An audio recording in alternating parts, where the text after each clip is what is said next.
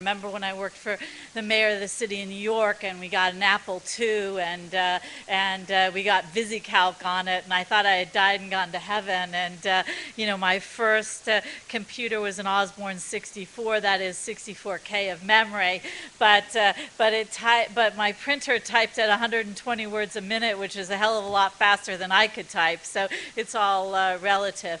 But with respect to what we're talking about today, I am mindful of a moment in time that I will forever remember, and that is Tiananmen Square in China.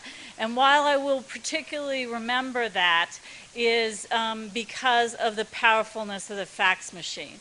What we know in the history of civilization is that there are moments where technology puts us fundamentally on a different trajectory. And with respect to civil society, for those of you who don't remember, it was the fax machine that did not allow the government to repress what was going on in Tiananmen Square because they couldn't control that. Traditionally, you could go in and you could shut down the TV station, you could take over the radio station, but you couldn't actually find all the fax machines in the country that was doing that.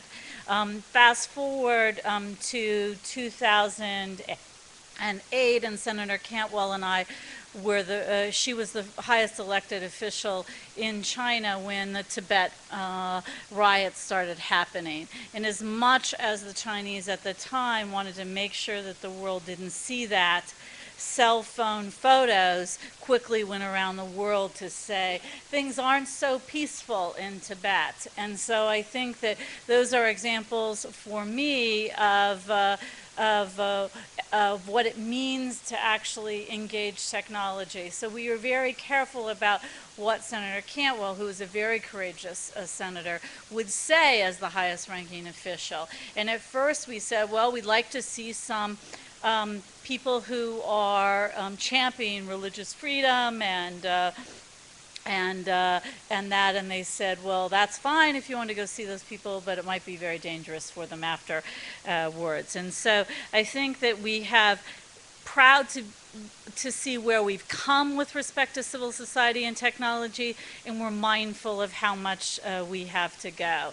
So one of the things that I think all of us benefit in the tech world and the diplomacy is that we really do build our future on the shoulders of our friends and people who came before us. And so I am here in part because of the courage and the ingenuity of many people around the world who have said there's a better way to actually use technology. So I was delighted to meet that one of our panelists is actually on the board of Ushahidi, and as you know, that was a technology that was conceived by a woman in Kenya.